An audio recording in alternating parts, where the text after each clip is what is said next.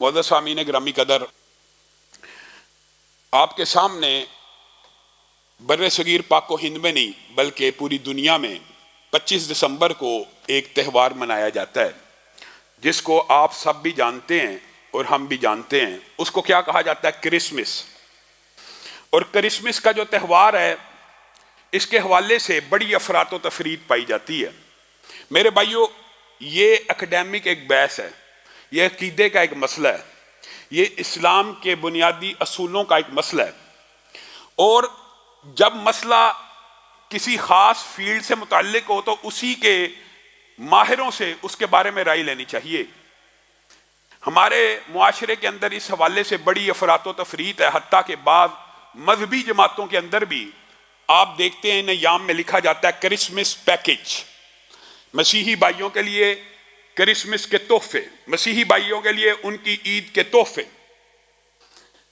میرے بھائیوں، اسلامی طور کے اوپر، شرعی طور کے اوپر کیا کرسمس منانا کسی مسلمان کے لیے، یا کرسمس کی گریٹنگ کرنا، یا کفار کے تہواروں میں شمولیت اختیار کرنا، یا کفار کے تہوار میں جا کے کیکوں کا کاٹنا، اس کا اسلام میں کیا مقام ہے اور اس کی شریعت میں کیا اہمیت ہے، یہ بات سمجھنے کی ضرورت بھی ہے اور سمجھ کے آگے ابلاغ کرنے کی ضرورت بھی ہے، کیونکہ یہ ایک انتہائی خطرناک باب ہے جس میں مسلمان، عام سادہ لوگ مسلمان کہتے ہیں جی عیسائیوں کو ان کی عید کے اوپر وش کرنے میں کیا حرج ہے، مولویوں کو کیا مسئلہ ہے؟ ہمیں کوئی مسئلہ نہیں ہے، ہم وہ چیز پہنچانے کے پابند ہیں جو اللہ نے کہی ہے اور جو رسول اللہ صلی اللہ علیہ وسلم نے کہی ہے۔ رسول اللہ صلی اللہ علیہ وسلم نے کفار کی مذہبی رسومات اور عبادات کے حوالے سے ایک کلیہ بیان کیا، حتیٰ کہ میں نے تو آپ کو پہلے سیرت کے باب میں یہ مفصل آپ کے سامنے ذکر کیا تھا۔ رسول اللہ صلی اللہ علیہ وسلم عام عادتوں میں بھی مشرکین کی مکہ میں اور یہودیوں اور عیسائیوں کی مدینہ میں مخالفت کرتے رہے۔ کجا عبادت کے معاملات ہوں، جو عید ہوتی ہے وہ عبادت کا معاملہ ہوتا ہے، دنیاوی معاملات کا معاملہ نہیں ہوتا۔ عیسائی وہ پہلے ہیں یونانیوں کے بعد، یونانیوں نے تو اپنے گوڈ دیوی دیوتاؤں کی برتھ ڈے منائی تھی، لیکن عیسائی پہلے ہیں جنہوں نے اپنے نبی کی سالگرہ کو یوم عید قرار دیا تھا، اور کس عقیدے کے اوپر قرار دیا تھا کہ اللہ کے ہاں معاذ اللہ ثم معاذ اللہ عیسیٰ پیدا ہوئے تھے، عیسیٰ اللہ کے بیٹے ہیں اور اللہ کے ہاں پیدا ہوئے، تو ہم ایک دوسرے کو اس خوشی کے موقع کے اوپر ہیپی کرسمس کہتے ہیں۔ یہ کسی مولوی کا جواب نہیں ہے، یہ اللہ رب العزت نے سورہ مریم میں اور قرآن کی دیگر سورتوں میں خود جواب دیا ہے۔ وَقَالُوا اتَّخَذَ الرَّحْمَنُ وَلَدًا لَقَدْ جِئْتُمْ شَيْئًا إِدًّا تَكَادُ السَّمَاوَاتُ يَتَفَطَّرْنَ مِنْهُ وَتَنشَقُّ الْأَرْضُ وَتَخِرُّ الْجِبَالُ هَدًّا أَن دَعُوا لِلرَّحْمَنِ وَلَدًا إِن كُلُّ مَنْ فِي السَّمَاوَاتِ وَالْأَرْضِ إِلَّا آتِي الرَّحْمَنِ عَبْدًا۔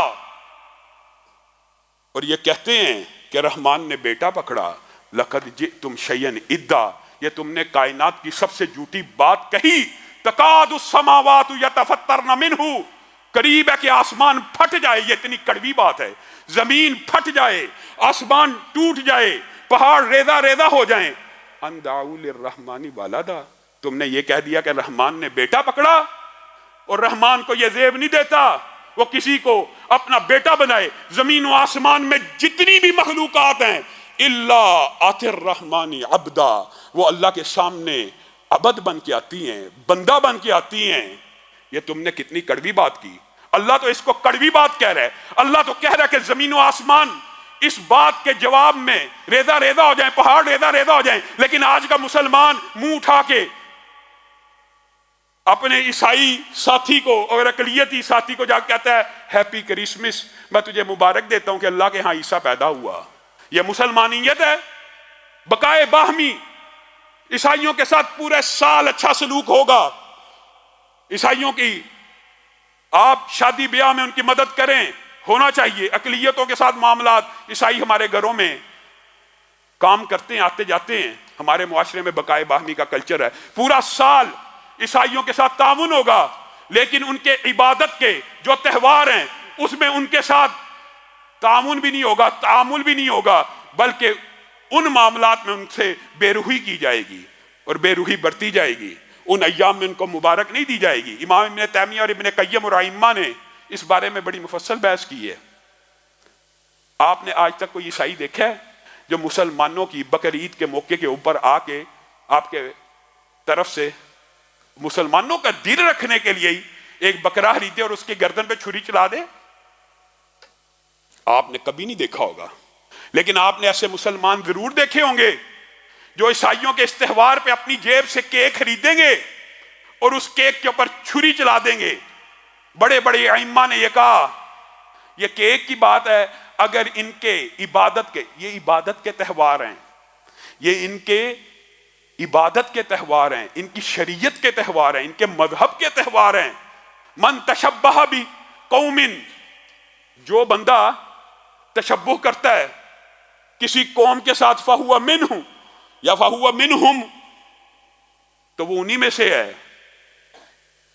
اب مجھے ایک بات بتائیے، یہ تشبہ کیا صرف لباس میں ہے؟ لباس میں بھی نہیں ہونا چاہیے ایسا لباس جو کسی کافر کا مذہبی عقیدے کا حصہ بن جائے، اس لباس کی بھی مشابہت نہیں ہونی چاہیے۔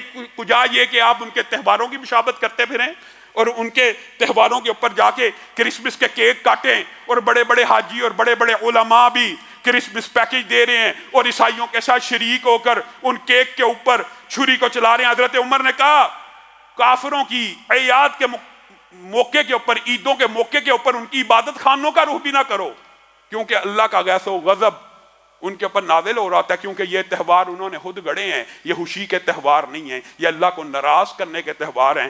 آپ وہاں جا کے کیک کاٹتے ہیں، محدثین نے، ائمہ نے لکھ دیا وہاں پہ جا کے کیک کاٹنا تو آپ نے تو اپنی جیب سے کاٹا، اگر وہ آپ کو کوئی تربوز بھی دے دیں تو آپ اگر وہ تربوز بھی کاٹ دیں تو یہ تربوز کاٹنا خنزیر کو ذبح کرنے سے زیادہ سنگین ہے۔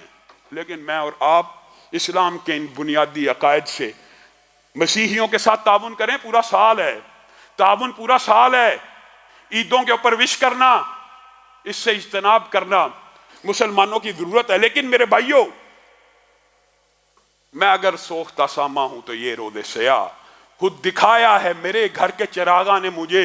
اللہ تعالیٰ نے قل هو اللہ احد اللہ الصمد لم یلد ولم یولد کے بارے میں تو کہہ دیا کہ میرا کوئی بیٹا نہیں، اور نہ اللہ کو ضرورت ہے کہ کوئی بیٹا بنائے۔ اللہ کے سامنے ہر کوئی بندہ آپ کے سامنے آیتیں رکھی ہیں، لیکن ہم میں سے بعض مسلمان کم علمی کی بنیاد کے اوپر، محبت کی بنیاد کے اوپر، بیٹا تو دور کی بات ہے، اپنے نبی کو اللہ ہی کا جز بنا دیتے ہیں، معاذ اللہ۔ یہ بھی دکھ کی بات ہے کہ نہیں؟ نور من نور اللہ، نور بشر کی بحث میں آگے بڑھتے بڑھتے اس مقام پہ پہنچے کہ نور تو بشر سے افضل نہیں ہے، تو یہ عقیدہ بنا لیا ہاں ایک نور بشر سے افضل ہے۔ نور بشر سے افضل نہیں ہے، کیونکہ ساری نورانی مخلوقات کو آدم کے سامنے جھکنے کا حکم ہوا تھا۔ آدم اشرف المخلوقات ہے، لقد خلقنا الانسان فی احسن تقویم، سب جانتے ہیں اشرف المخلوقات انسان ہے۔ نور آدم سے افضل نہیں ہے، ایک نور افضل تھا، انہوں نے کہا اب کوئی بات نہیں بنتی تو نور من نور اللہ کہہ دیتے ہیں، نبی کریم صلی اللہ علیہ وسلم کو اللہ ہی کا نور بنا دیتے ہیں۔ عیسائیوں نے تو ابن اللہ کہا اور اللہ تعالیٰ نے ان کے اوپر لعنتیں بھیجی اور کہا آسمان پھٹ جائے، زمین پھٹ جائے، پہاڑ ریزہ ریزہ ہو جائیں۔ اتنی گندی بات، اتنی بری بات، رب کو گالیاں دیتے ہو۔ اگر رب کا بیٹا کہنا رب کو گالی ہے تو رب ہی کا حصہ بنا دینا کیسا ہے؟ نور من نور اللہ، اللہ ہی کے نور کا حصہ ہیں۔ وَجَعَلُوا لَهُ مِنْ عِبَادِهِ جُزْءًا، اور تم نے اللہ کے بعض بندوں کو اللہ ہی کا جز بنا دیا۔ اور اس بات کو بھی اللہ رب العزت نے کلام حمید میں نبی کریم صلی اللہ علیہ وسلم کے ذریعے سے سالو کروایا۔ اے اللہ کے حبیب، قل کہہ دیجئے، قل ان کان للرحمن ولد۔ قرآن پاک میں توحید کی بھی اللہ تعالیٰ نے انتہا کی ہے اور یہ آیات ان میں سے ہیں۔ پیارے نبی کو اللہ حکم دے رہا، قل آپ کہہ دیجئے، ان کان للرحمن ولد، اگر اللہ کا کوئی بیٹا ہوتا، اگر اللہ کا کوئی بیٹا ہوتا، فانا اول العابدین، تو اللہ کے بیٹے کا بھی یہ حق تھا کہ اس کی بھی عبادت کی جاتی۔ میں محمد صلی اللہ علیہ وسلم اس کی عبادت کرتا، لیکن اللہ کا کوئی بیٹا نہیں ہے۔ اللہ کی جتنی بھی مخلوقات ہیں وہ ساری کی ساری اللہ کے سامنے بندہ بن کے آتی ہیں، غلام بن کے آتی ہیں، عبد بن کے آتی ہیں، مخلوق بن کے آتی ہیں، نہ بیٹا بن کے آتی ہیں، نہ ہمسر بن کے آتی ہیں، نہ جز بن کے آتی ہیں، نہ کل بن کے آتی ہیں۔ یہ آپ کو کس نے مغالطہ ڈال دیا؟